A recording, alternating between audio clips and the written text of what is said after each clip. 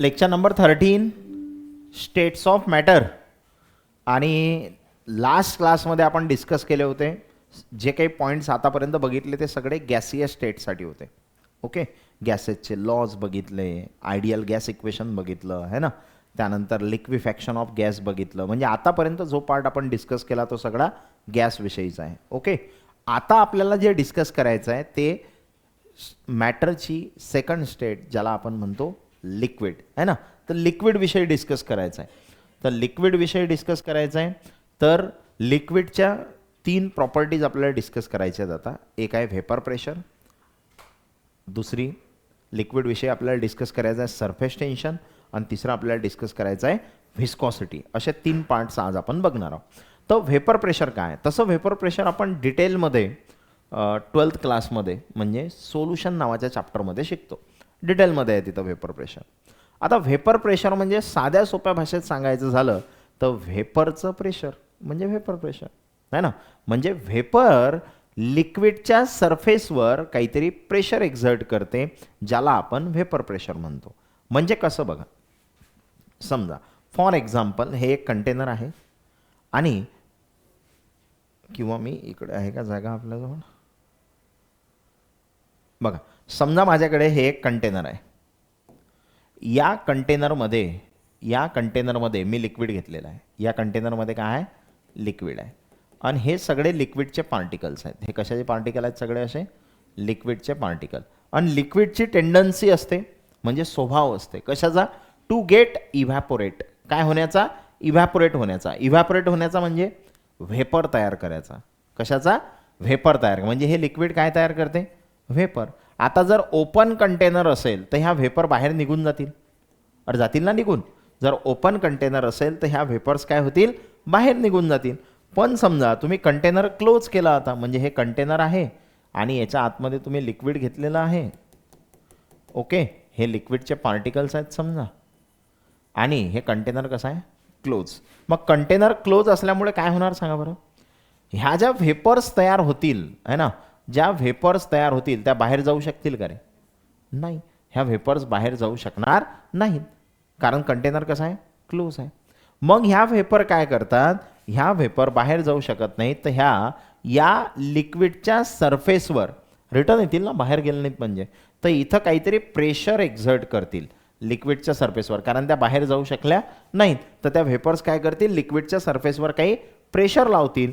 त्या प्रेशरलाच आपण काय म्हणतो, व्हेपर प्रेशर. काय म्हणतो, व्हेपर प्रेशर. समजलं. म्हणजे हे क्लोज कंटेनरमध्ये असते. व्हेपर प्रेशर कशामध्ये असते, क्लोज कंटेनर. ओपन कंटेनरमध्ये सांगणार का तुम्ही, कारण त्या व्हेपर तर बाहेर निघून चालल्या, त्या व्हेपर प्रेशर एक्झर्ट करतील का, नाही. मग मॉलिक्युल्स ऑफ लिक्विड, लिक्विडचे जे मॉलिक्युल्स असतात हॅव टेंडन्सी म्हणजे त्यांचा स्वभाव असते to escape from it surface to form vapour. म्हणजे त्यांची टेंडन्सी काय असते, सरफेसहून निघायचं आणि काय तयार करायच्या, व्हेपर्स तयार करायच्या. अशी टेंडन्सी असते कोणाची, लिक्विड मॉलिक्युलची. आणि when liquid is place in a close container, पण लिक्विडला जर तुम्ही क्लोज कंटेनरमध्ये ठेवसाल तर it undergoes evaporation and vapours form undergo condensation. जर समजा हे कंटेनर क्लोज आहे तर इथं 2 गोष्टी होतात. एक होते इव्हॅपोरेशन आणि दुसरं होते कंडेन्सेशन. म्हणजे काय, इव्हॅपोरेशनचा अर्थ काय आहे, लिक्विडचं गॅस होणं, त्याला काय म्हणतात, इव्हॅपोरेशन, बरोबर. आणि गॅसचं लिक्विड होणं त्याला काय म्हणतात, कंडेन्सेशन. शिकवायला आहे ना हे मी. हां, तर लिक्विडचं गॅस होते, गॅसचं परत काय होते, लिक्विड होते. म्हणजे तिथं इव्हॅपोरेशन बी होते, कंडेन्सेशन बी होते. आणि ॲट इक्विलिब्रियम, इक्विलिब्रियम ही एक अशी कंडिशन आहे ज्या कंडिशनवर रेट ऑफ इव्हॅपोरेशन आणि रेट ऑफ कंडेन्सेशन काय होतात, इक्वल. रेट म्हणजेच काय, स्पीड. साध्या सोप्या भाषेत रेट म्हणजे काय, स्पीड.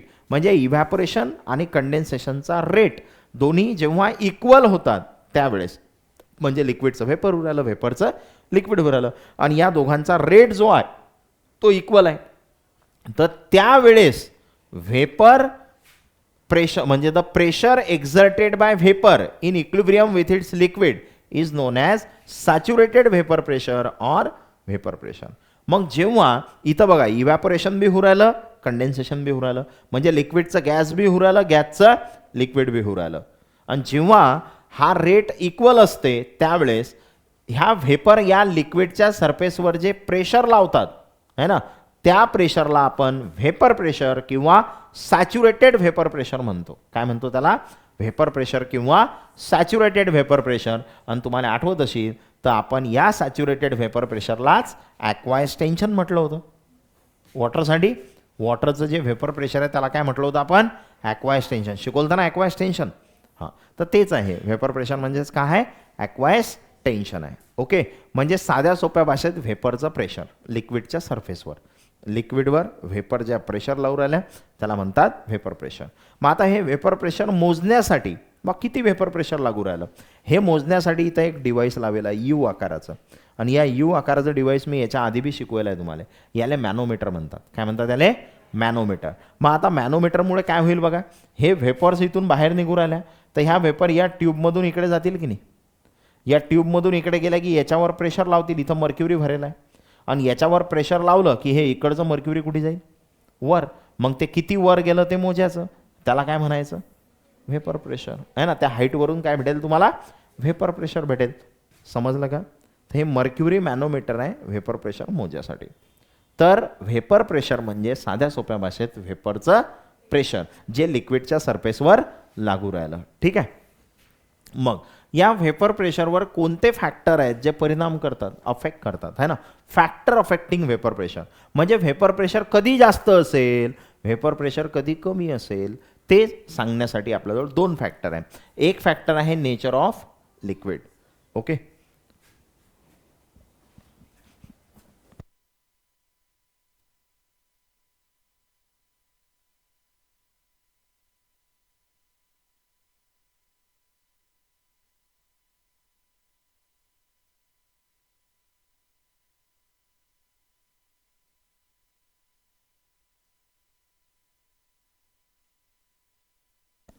हां बघा, तर लिक्विडचं नेचर कसं आहे?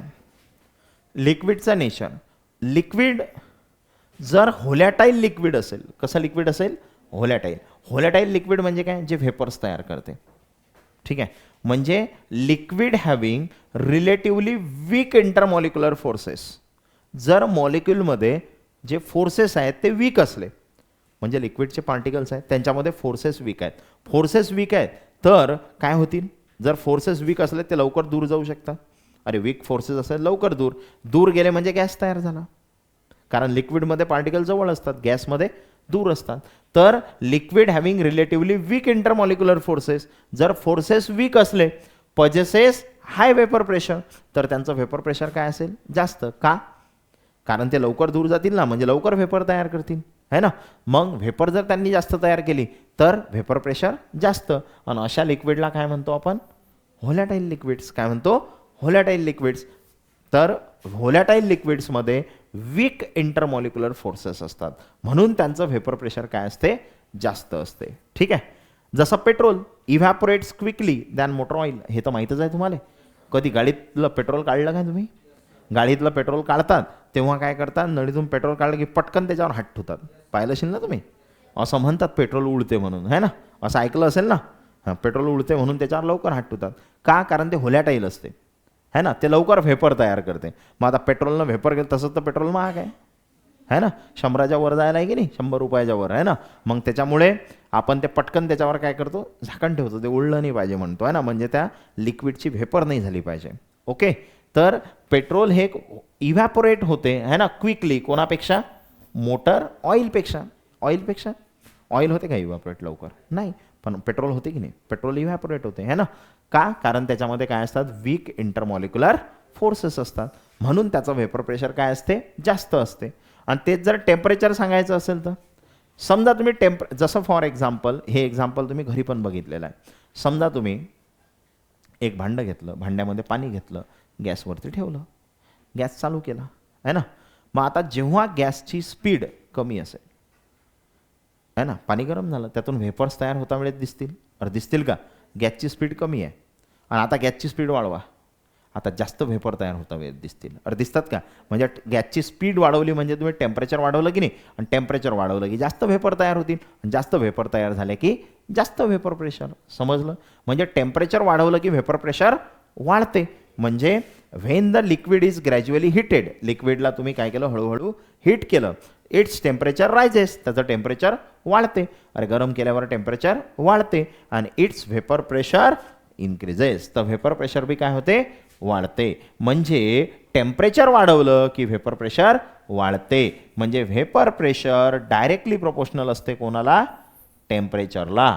टेम्परेचर वाढवलं की व्हेपर प्रेशर वाढते. मग उलटं टेम्परेचर कमी केलं की व्हेपर प्रेशर कमी होते. समजलं? ठीक आहे. दुसरा डिस्कस करायचं आपल्याला सरफेस टेन्शन आहे ना. फिजिक्समध्ये सर तुम्हाला डिटेलमध्ये शिकवतील सरफेस टेन्शन. ठीक आहे, डिटेलमध्ये, कारण चॅप्टर आहे. मेकॅनिकल प्रॉपर्टीज ऑफ फ्लुइडमध्ये आहे का हे, फ्लुइडच्या प्रॉपर्टीज 12वीचं चॅप्टर आहे. अजून तुम्हाला माहीतच नाही आहे की नाही. हां, सध्या 11th सुरू आहे. तर 12thला चॅप्टर असते तुमचं, एक असते रोटेशनल डायनामिक पहिलं चॅप्टर, आणि दुसरं चॅप्टर मला वाटते मेकॅनिकल प्रॉपर्टीज ऑफ फ्लुइड्स आहे. फ्लुइडच्या प्रॉपर्टी आहेत, आणि मला वाटते त्याच्यात सरफेस टेन्शन आहे.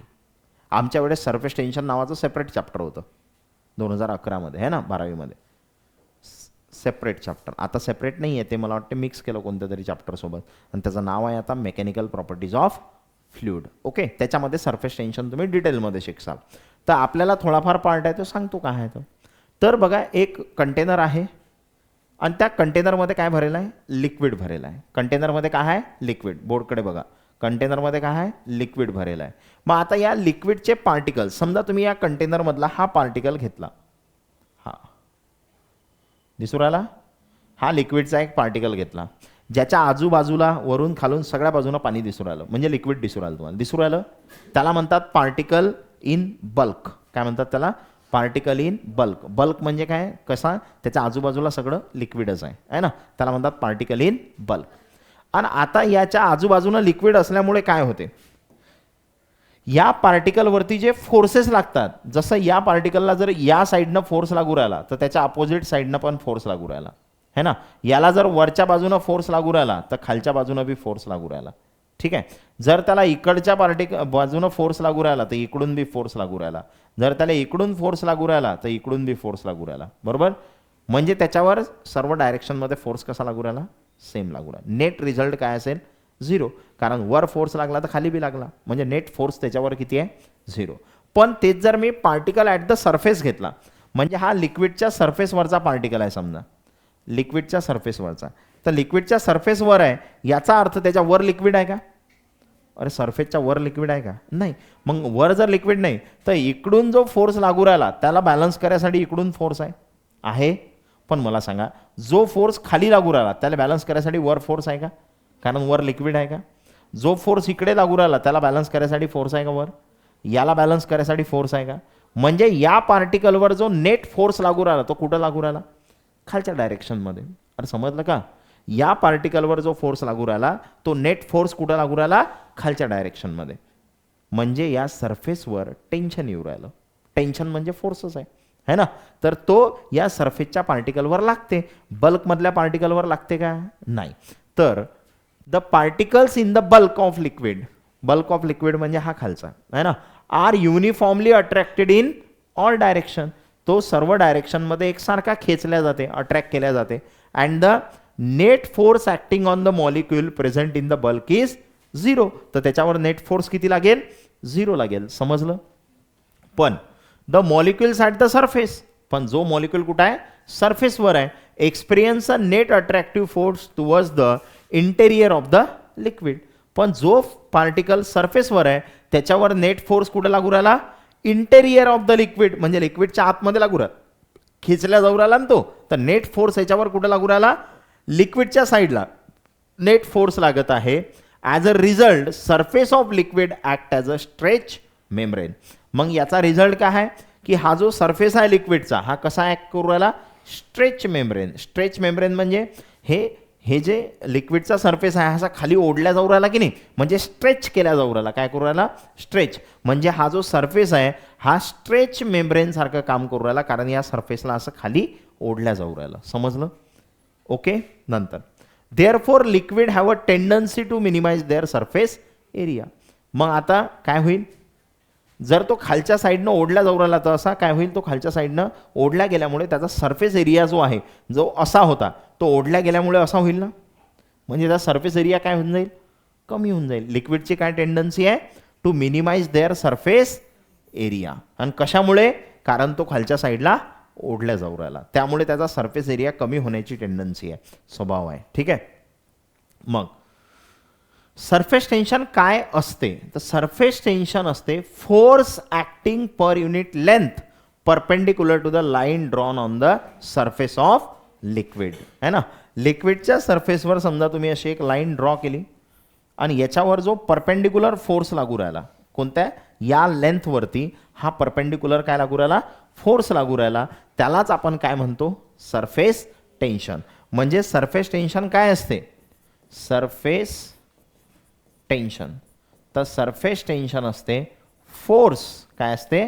Force upon length. काय असते surface tension? Force upon length. Force कशामध्ये मोजतात?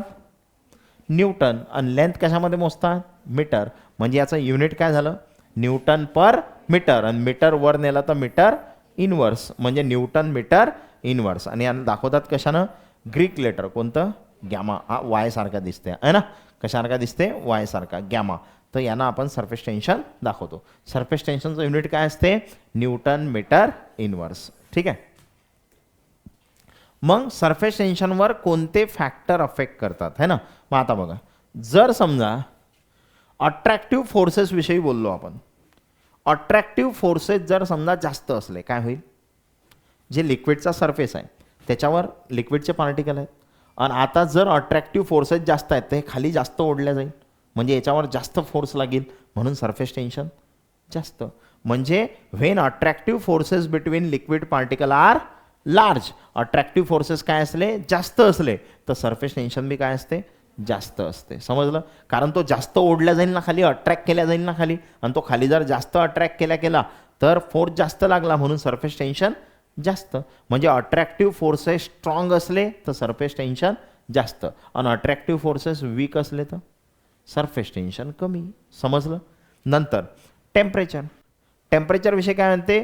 विथ इन्क्रीज इन टेम्परेचर, जर टेम्परेचर वाढवलं तर kinetic energy of the molecule increases. सांगितलं होतं की नाही मी? जर टेम्परेचर वाढवलं तर मॉलिक्यूलची कायनेटिक एनर्जी काय होते? वाढते. आणि so inter molecular forces of attraction decreases. मग कायनेटिक एनर्जी जर वाढली तर मोशनमध्ये येतील, त्यांच्यामधले फोर्सेस काय होतील? कमी. आणि फोर्सेस कमी झाले तर सरफेस टेन्शन कमी. समजलं का? तर टेम्परेचर वाढवलं की सरफेस टेन्शन काय होते? कमी होते. म्हणजे सरफेस टेन्शन हे इन्व्हर्सली प्रोपोर्शनल आहे. कोणाला? टेम्परेचरला. टेम्परेचर वाढवलं की सरफेस टेन्शन काय होते? कमी होते. का कमी होते? कारण टेम्परेचर वाढवलं की पार्टिकलची कायनेटिक एनर्जी वाढते, आणि पार्टिकलची कायनेटिक एनर्जी वाढली की जे इंटरमॉलिक्युलर फोर्सेस आहेत त्यांच्यामध्ये ते कमी होतात, आणि फोर्सेस कमी झाले म्हणजे सरफेस टेन्शन काय होते? कमी होते. म्हणजे टेम्परेचर वाढवलं की सरफेस टेन्शन कमी होते. व्हेपर प्रेशर काय झालं? व्हेपर प्रेशरचं टेम्परेचर वाढवलं की व्हेपर प्रेशर वाढते, सांगितलं होतं ना. पण टेम्परेचर वाढवलं की सरफेस टेन्शन कमी होते. मग आता या सरफेस टेन्शनचे अप्लिकेशन्स काय आहेत? कुठे यूज होते सरफेस टेन्शन? तर surface tension cleaning action of soap and detergent is due to the lowering of interfacial surface between water and oily substance. Due to lower surface tension, soap solution penetrates into the fiber, surround the oily substance and washes it away. म्हणजे काय? हे म्हणजे technical भाषेत धुणं. आणि समजलं का? हे जे वाक्य आहे, हे वाक्य काय सांगते? टेक्निकल भाषेतलं धुणं धुयाचं वाक्य आहे ते, है ना. बा धुणं धुतल्या जाते तेव्हा काय होते? सोप घेता किंवा डिटर्जंट घेता तुम्ही, अरे घेता ना. हां, मग सोप डिटर्जंट घेता, पाणी घेता, है ना, त्याच्यात कपडे भिजू घालता, है ना, मग ते धुता, त्याला साबण लावता, असं काही करता. मग जेव्हा तुम्ही हे प्रोसेस करता तेव्हा त्या कपड्यांवरचे डाग निघून जातात, कपडे स्वच्छ होतात. असंच आहे की नाही? ते कशामुळे होते? कारण जेव्हा तुम्ही सोप किंवा डिटर्जंट त्याच्यामध्ये टाकता त्याचं सरफेस टेन्शन काय होते? कमी होते. आणि सरफेस टेन्शन कमी झाल्यामुळे ते जे सोपचं सोल्युशन आहे, म्हणजे साबणाचं पाणी म्हणा किंवा डिटर्जंटचं पाणी, ते कपड्यांच्या आतमध्ये पेनिट्रेट होते, म्हणजे घुसते कपड्यांच्या आतमध्ये, आणि जे काही डर्टीनेस असेल ते निघून येते त्यातून, है ना. म्हणजे मी तेच आहे ना, टेक्निकल भाषेत धुणं येते, है ना. ओके. हां, तर क्लिनिंग ॲक्शन जे आहे सोप आणि डिटर्जंटची, सोप आणि डिटर्जंटचं काम काय आहे? क्लीन करणं. आणि ते कशामुळे क्लीन करू शकतात? कारण हे सोप डिटर्जंटचं सोल्युशन तयार केलं की सरफेस टेन्शन काय असते त्याचं? कमी असते. मग सरफेस टेन्शन कमी असल्यामुळे ते काय होते? कपड्यांच्या आतमध्ये म्हणजे फायबरमध्ये पेनिट्रेट करू शकते आणि जे काही ऑइली सबस्टन्स आहेत आहे ना त्याच्या आजूबाजूला जमा होऊन त्याला काय करते? ते बाहेर काढून घेते. Wash it away. समजलं? ओके. दुसरं, efficiency of toothpaste, mouthwash, nasal drop is partly due to presence of substances having lower surface tension. म्हणजे तुम्ही टूथपेस्ट असतील, माउथवॉश असतील आहे ना, धुयासाठीच वापरतात, दात घासासाठी, हां ते. त्यानंतर अजून नेझल ड्रॉप्स असतील जे नाकामध्ये टाकल्या जातात आहे ना, तर त्याच्यामध्ये जे लिक्विड असते आहे ना त्यांचं सरफेस टेन्शन कसं असते? लोअर असते. आणि त्यांचं सरफेस टेन्शन लोअर असल्यामुळे this increase the efficiency of their penetrating action आणि म्हणून ते व्यवस्थित आतमध्ये घुसून सर्व क्लीन करू शकतात आहे ना, सरफेस टेन्शन कमी असल्यामुळे. म्हणजे क्लिनिंग ॲक्शनसाठी महत्त्वाचं आहे सरफेस टेन्शन कमी असणं. समजलं? तर हे अप्लिकेशन आहे टूथपेस्टमध्ये, माउथवॉशमध्ये आहे ना, किंवा नेझल ड्रॉपमध्ये असे काही लिक्विड्स असतात ज्यांचं सरफेस टेन्शन कमी असते. ओके, समजले अप्लिकेशन्स? शेवटचं व्हिस्कॉसिटी. काय काय झालं? व्हेपर प्रेशर झालं, दुसरं सरफेस टेन्शन, आणि आता तिसरं आहे व्हिस्कॉसिटी. आता व्हिस्कॉसिटी म्हणजे काय? एखादी गोष्ट व्हिस्कस आहे ना, असा जसं बघा फॉर एक्झाम्पल मी असं केलं, हा एक सरफेस आहे, स्लांट सरफेस आहे ना, घसरगुंडीसारखा, बरोबर. आता समजा मी या सरफेसवर इथं, या सरफेसवर मी इथं वॉटर टाकलं, ठीक आहे. दुसऱ्या केसमध्ये मी या सरफेसवर हनी टाकलं, ठीक आहे. समजलं? म्हणजे एका पाणी टाकलं, एका ठिकाणी सहज टाकलं. मग हे पाणी जसं टाकलं तसं खाली येईल की नाही पटापट, है ना. सहज येईल का रे पटापट खाली? नाही. सहज येईल का पटकन खाली? नाही. का? कारण जे हनी आहे, सहज आहे, ते जास्त व्हिस्कस असते आणि पाणी कमी व्हिस्कस असते. मग हे जास्त व्हिस्कस आहे म्हणून त्याला खाली यायला टाईम लागते, आणि हे कमी व्हिस्कस आहे म्हणून लवकर खाली येते, बरोबर.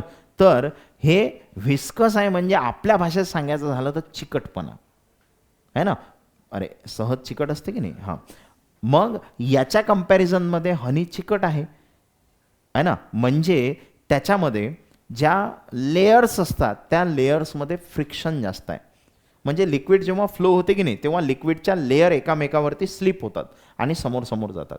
लिक्विडच्या असं लिक्विड लेयर्सच्या फॉर्ममध्ये फ्लो होऊ राहिलं तर त्या लेयर एकामेकावर स्लिप होतात आणि ते काय होते? पुढे घसरत जाते, आपल्या भाषेत म्हणायचं झालं तर. मग आता वॉटरपेक्षा म्हणजे हनीपेक्षा वॉटर लवकर स्लिप होते, म्हणजे वॉटरच्या ज्या लेयर्स आहेत त्याच्यामध्ये फ्रिक्शन कमी आहे, आणि फ्रिक्शन कमी असल्यामुळे ते लवकर स्लिप होऊन पुढे जाते. जसं पावसाळ्यामध्ये है ना, कुठं जर चिखल असला तर आपण लवकर स्लिप होतो. अरे होतो की नाही? हां, कारण त्यावेळेस फ्रिक्शन काय असते? कमी असते. अरे फ्रिक्शन कमी झालेलं असते ना. किंवा फॉर एक्झाम्पल आपली चप्पल जर जुनी होईल असेल तर स्लिप व्हायचे चान्सेस जास्त असतात. अरे बरोबर आहे ना. का? कारण ग्रिप कमी होते ना चप्पलची, म्हणजे फ्रिक्शन कमी होते, त्यामुळे स्लिप लवकर होतो. समजलं का? मग लिक्विडच्या लेयर्स ज्या आहेत त्या एकामेकावरती स्लिप होत असतात. मग वॉटरच्या केसमध्ये ज्या लेयर्समध्ये फ्रिक्शन आहे ते फ्रिक्शन कसं आहे? कमी आहे, म्हणून वॉटरच्या लेयर लवकर स्लिप होतात आणि वॉटर इझिली फ्लो होते. पण तेच जर तुम्ही हनी घेतलं तर हनीमध्ये जे फ्रिक्शन आहे ते लेयर्समध्ये जास्त आहे, त्यामुळे त्या लेयर लवकर स्लिप होत नाहीत. समजलं? म्हणून हनी थोडं स्लो फ्लो होते. समजलं? तर काय म्हणते पहा, viscosity is the force of friction between the successive layer of flowing liquids.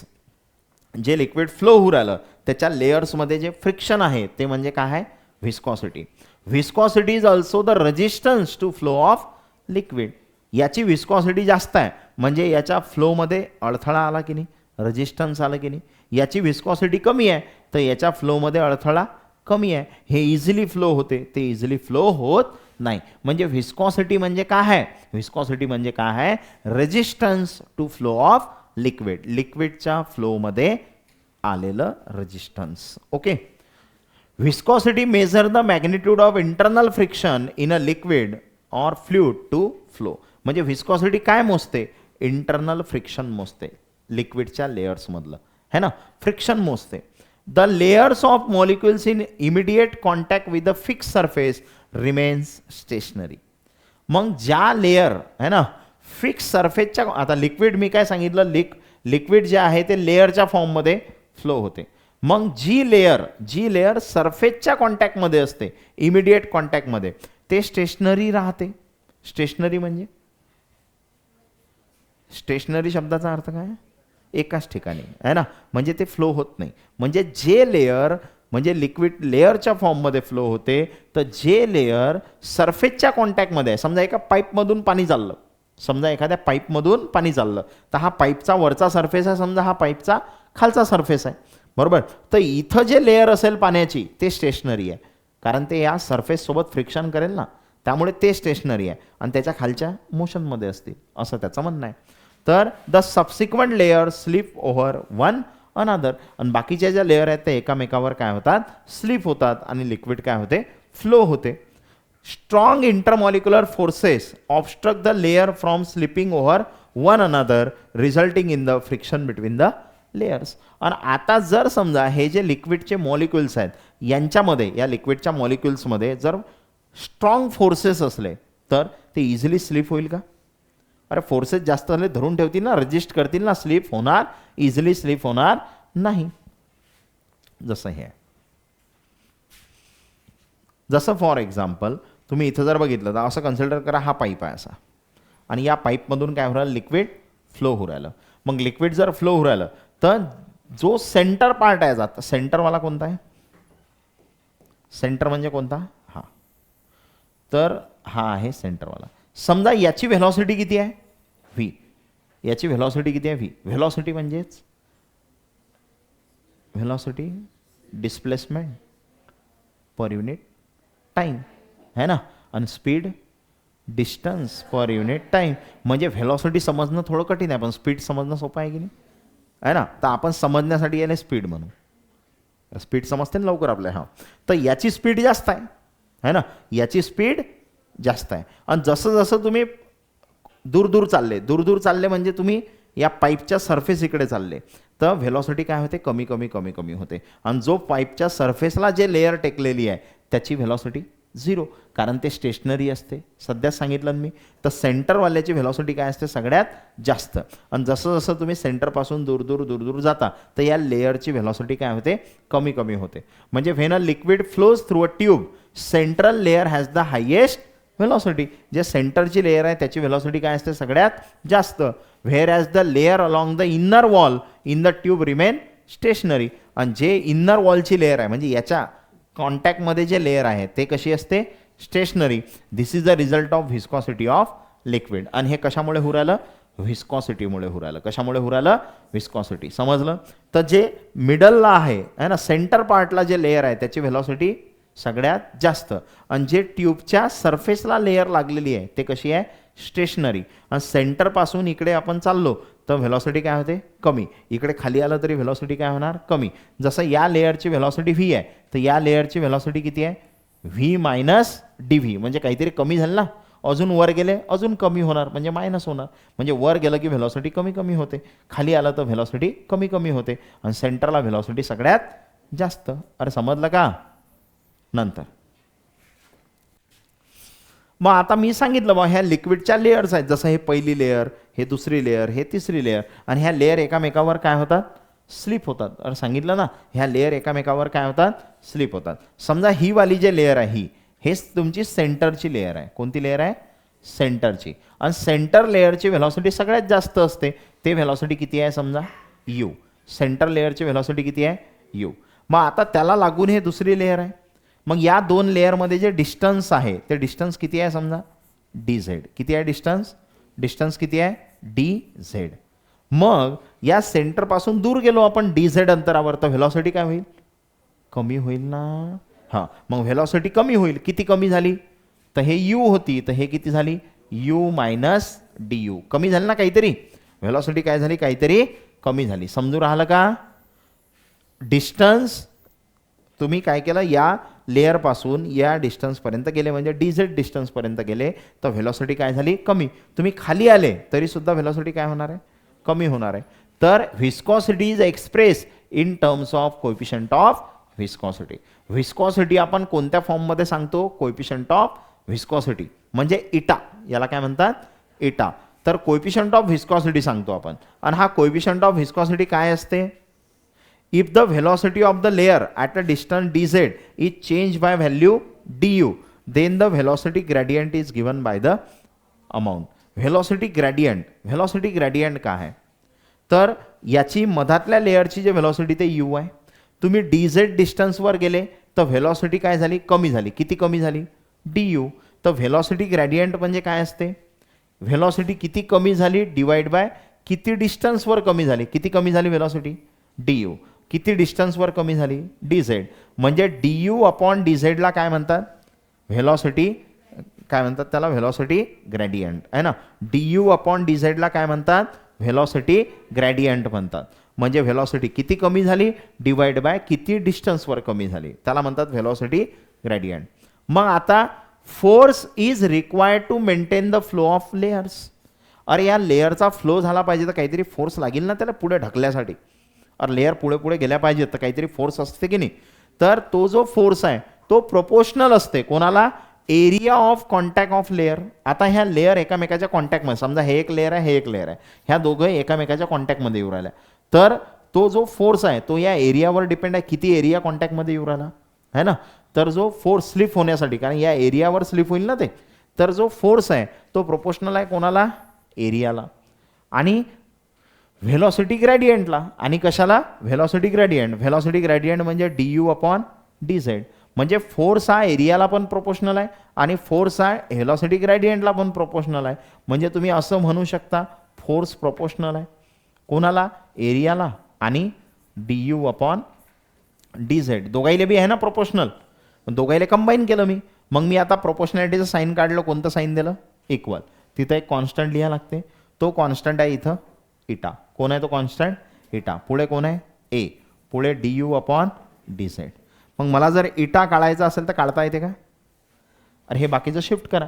बाकीचं शिफ्ट केलं तर काय होईल, एफ च्या डिवाइडमध्ये ए. अरे ए खाली येईल ना, dz कुठं जाईल, वर. du कुठं येईल, खाली. हा कशाचा फॉर्म्युला झाला, इटा. कशाचा फॉर्म्युला झाला, इटा. मग इटाचं युनिट काय होईल, इटाचा फॉर्म्युला झाला ना एफ अपॉन ए dz अपॉन du. इटाला काय म्हणतात, कोएफिशियंट ऑफ व्हिस्कॉसिटी आहे ना. मग इटाचा फॉर्म्युला काय, फॉर्म्युला माहीत झाला मला, काढायचा आहे युनिट.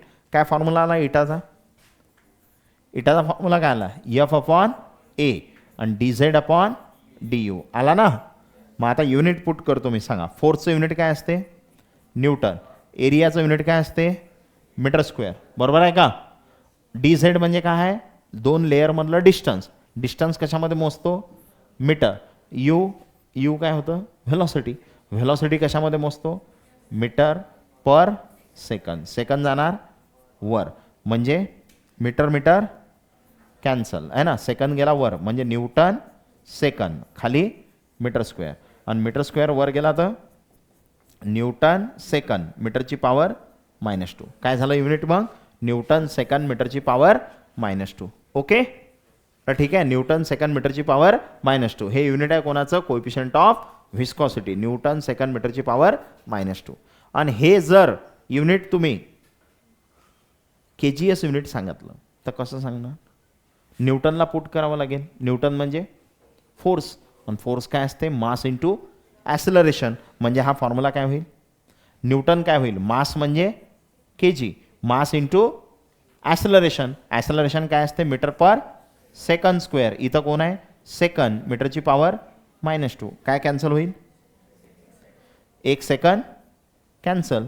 म्हणजे काय होईल, kg. मीटर किती रे, याची पॉवर किती आहे, 1. 1 - 2 -1. हा सेकंद वर गेला तर सेकंद इनवर्स. म्हणजे काय झालं, kg metre inverse second inverse. आलं का, kg metre inverse second inverse. आणि CGS घेतलं तर CGS म्हणजे kgला काय घ्यायचं, ग्राम, मीटरला काय घ्यायचं, सेंटीमीटर. म्हणजे gram centimetre inverse second inverse. आणि यालाच म्हणतात पॉईज. म्हणजे याचं जे CGS युनिट असते ते कोणतं असते, पॉईज. है ना, लक्षात असू द्या. कोएफिशिएंट ऑफ विस्कॉसिटीचं सीजीएस युनिट काय आहे, पॉईज आहे. एसआय युनिट काय आहे, न्यूटन सेकंड मीटरची पॉवर -2. सगळे युनिट काढून दाखवले मी काय आहेत तर. आणि जर तुम्ही सीजीएसला केजीएसमध्ये करत असले तर 10 टू द पॉवर -1 ते कन्व्हर्जन फॅक्टर आहे त्याचा, तो काही एवढा महत्त्वाचा नाही आहे ना. महत्त्वाचा आहे एसआय युनिट न्यूटन सेकंड मीटरची पॉवर -2, सीजीएस युनिट पॉईज. तर coefficient of viscosity is define as, coefficient of viscosity म्हणजे इटा. इटा कोणाले म्हणतात है ना, as the degree to which fluid resist flow under an applied force measured by the tangential friction per unit area per unit velocity gradient when the flow is laminar. एक laminar flow असते आणि एक turbulent flow असते. फिजिक्समध्ये sir डिटेलमध्ये शिकवतील है ना. आपल्याला कोणता फ्लो पाहिजे, लॅमिनार. ठीक आहे, तर लॅमिनार फ्लो जर असेल तो कोएफिशिएंट ऑफ विस्कॉसिटी काय असते, is the degree to which fluid resist flow under an applied force measured by the tangential frictional force per unit area per unit velocity. Per unit area per unit velocity म्हणजे काय, परची value म्हणजे 1, area जेव्हा 1 घेसाल, velocity gradient जेव्हा 1 घेसाल, म्हणजे तुम्ही एरिया बी 1 घेतला आणि हा व्हेलॉसिटी ग्रेडियंट बी काय घेतला, 1 घेतला, तर इटा म्हणजेच काय असते, फोर्स. अरे हे तर 1 घेतलं ना, म्हणजे इटा म्हणजेच काय असते, फोर्स. म्हणजे कोएफिशिएंट ऑफ विस्कॉसिटीलाच तुम्ही काय म्हणणार, फोर्स म्हणणार. जेव्हा एरिया काय असेल 1 युनिट आणि हा जो व्हेलॉसिटी ग्रेडियंट आहे तो पण काय असेल युनिट, म्हणजे किती 1. म्हणजे हे दोन्ही जर 1 घेतले तर इटा म्हणजेच काय असते, फोर्स, असा त्या वाक्याचा अर्थ आहे. समजलं. तर युनिट आपल्यासाठी महत्त्वाचे. मग फॅक्टर अफेक्टिंग विस्कॉसिटी, विस्कॉसिटी कधी जास्त आहे कधी कमी आहे, तर पहिला फॅक्टर आहे टेम्परेचर. पहिला फॅक्टर कोणता आहे, टेम्परेचर. आता टेम्परेचर जर वाढवलं तर विस्कॉसिटीचं काय होते, तर with increase in temperature viscosity decreases. Temperature वाढवलं की काय होते, जे विस्कॉसिटी आहे ते विस्कॉसिटी काय होते, कमी होते. सरफेस टेन्शन कमी होते, व्हेपर प्रेशर वाढते. सांगितलं होतं ना. म्हणजे टेम्परेचर आणि विस्कॉसिटीमध्ये कसं रिलेशन आहे, इनवर्स. विस्कॉसिटी हे इनवर्सली प्रोपोर्शनल आहे कोणाला, टेम्परेचरला. म्हणजे टेम्परेचर वाढवलं की विस्कॉसिटी काय होते, कमी होते. टेम्परेचर वाढवलं की विस्कॉसिटी कमी होते. ओके, ठीक आहे. हां, मग मॉलिक्युलर साईज अँड शेप. मॉलिक्युलची साईज कशी आहे, त्याचा शेप केवढा कसा आहे है ना, याच्यावर साईज छोटी आहे की मोठे आहे, शेप कसा आहे. समजा एखादा पार्टिकल आहे, बघा हे स्लिप करू राहिलो आपण आहे ना. समजा एक पार्टिकल आहे तो आहे असा स्पेरिकल आणि एक पार्टिकल जो आहे तो आहे स्क्वेअर. सांगा बरं कोणता पार्टिकल लवकर खाली येईल, स्पेरिकलवाला. हे तर माहीतच आहे आपल्याला. म्हणजे स्पेरिकलवाला पार्टिकल लवकर खाली येईल, म्हणजे याची विस्कॉसिटी कमी आहे. अरे कमी आहे म्हणूनच लवकर खाली आला ना. इथं याची विस्कॉसिटी जास्त, म्हणजे शेपवर डिपेंड आहे की नाही. अरे त्याच्या शेपवर डिपेंड आहे ना. हां, तर larger molecules have mower viscosity. जर मॉलिक्युल लार्जर आहे, मोठा आहे है ना, जर मॉलिक्युल कसा आहे, मोठा आहे, तर त्याची विस्कॉसिटी कशी आहे म्हणते, जास्त आहे. आणि spherical molecule offer least resistance to flow, therefore less viscous. आणि मॉलिक्युल कसा आहे, स्पेरिकल आहे. स्पेरिकल म्हणजे गोल, तर त्याची रेजिस्टन्स कसा असते फ्लोला, कमी असते. म्हणजे व्हिस्कॉसिटी कशी असते, कमी. म्हणजे स्पेरिकल मॉलिक्युल असेल तर व्हिस्कॉसिटी कमी आणि मॉलिक्युलची साईज लार्जर असेल तर व्हिस्कॉसिटी जास्त. साईज जास्त, व्हिस्कॉसिटी जास्त. आणि स्पेरिकल असेल तर व्हिस्कॉसिटी कमी. ओके,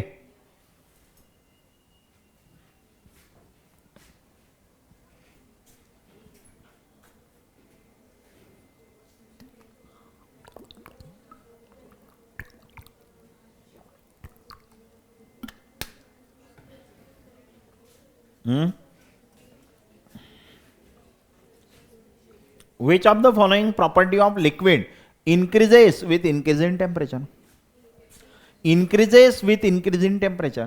टेम्परेचर वाढवलं की कोण वाढते, व्हेपर प्रेशर. सांगितलं होतं ना, व्हेपर प्रेशर डायरेक्टली प्रोपोर्शनल असते कोणाला, टेम्परेचरला. म्हणजे टेम्परेचर वाढवलं की व्हेपर प्रेशर वाढते, टेम्परेचर वाढवलं की व्हेपर प्रेशर वाढते. ओके,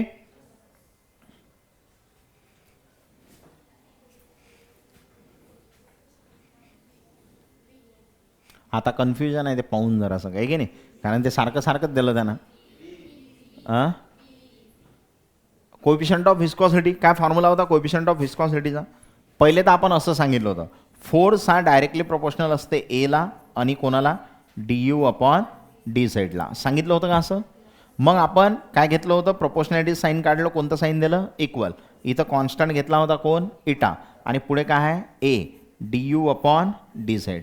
मग आपल्याला इटा काढायला लागते, बाकीचं शिफ्ट करा, F upon A D Z upon D you, आणि इथं काय राहिला, इटा. म्हणजे आता इटाचं युनिट काय होईल, इटाचं युनिट काय होईल, काय आहे इथं, एफ, एफ म्हणजे न्यूटन, खाली एरिया म्हणजे metre square, area metre square, D Z म्हणजे डिस्टन्स, डिस्टन्स म्हणजे मीटर, डिस्टन्स म्हणजे मीटर, आणि डी यू म्हणजे व्हेलॉसिटी, व्हेलॉसिटी म्हणजे मीटर पर सेकंद. मग काय सांगितलं होतं आपण, सेकंद जाणार वर, मीटर मीटर कॅन्सल, म्हणजे न्यूटन सेकंद, आणि खाली मीटर स्क्वेअर, आणि मीटर स्क्वेअर वर गेला तर न्यूटन सेकंद, मीटरची पॉवर -2. आहे का असा ऑप्शन, ऑप्शन बी है ना. तर न्यूटन सेकंद, मीटरची पॉवर -2. तर अशा टाईपचे क्वेश्चन्स तुम्हाला याच्यावरती विचारू शकतात, म्हणजे युनिट विचारू शकतात तुम्हाला, है ना. कधी कधी फॉर्म्युलाही विचारू शकतात, कोण टेम्परेचर वाढवलं की वाढते, कमी होते, है ना. असे एकदम सिंपल सिंपल क्वेश्चन. पण हा जो टॉपिक मी सांगितला तुम्हाला, याच्यावर एक्झाममध्ये प्रश्न याचे चान्सेस खूप कमी आहेत. म्हणजे तुम्ही जर बघितलं तर खूप, म्हणजे आता क्वेश्चनच मी 2 घेतले, मला वाटते तुमच्या पुस्तकात 2च क्वेश्चन आहेत, है ना, या टॉपिकचे आलेले. म्हणजे या टॉपिकवर जास्त प्रश्न विचारत नाहीत. तुमचं नशीब लयच खराब असलं तर या टॉपिकवर प्रश्न येईल, नाही तर मॅक्झिमम क्वेश्चन कशावर येतात, Boyle's law, Charles law, ideal gas equation, है ना, आणि ते intermolecular forces, intermolecular forces, dipole dipole, dipole induce dipole, hydrogen bonding, है ना. म्हणजे त्या टॉपिकवर तुम्हाला क्वेश्चन जास्त विचारलेले दिसतात. बाकी टॉपिक एकदम हलक्यातले आहेत, है ना. म्हणजे गेल-ल्यूझॅक लॉवर, अवॅगॅड्रो लॉवर बी क्वेश्चन याचे चान्सेस कमी आहेत. आता अवॅगॅड्रो लॉवर या चॅप्टरमध्ये नाही आला, है ना, पण सम बेसिक कॉन्सेप्टमध्ये विचारू शकतात त्याच्यावर. पण गेल-ल्यूझॅक लॉला काही जास्त वेळा क्वेश्चन विचारलेला नाही आहे. Maximum question Boyle's law, Charles law, ideal gas equation, है ना, आणि त्यानंतर ते इंटरमॉलिक्युलर फोर्सेस, त्या टॉपिकचे क्वेश्चन जास्तीत जास्त एक्झाममध्ये विचारतात. हे थोडे अंडर रेटेड टॉपिक्स आहेत. तर इथं आपलं स्टेट्स ऑफ मॅटर संपलं. ओके.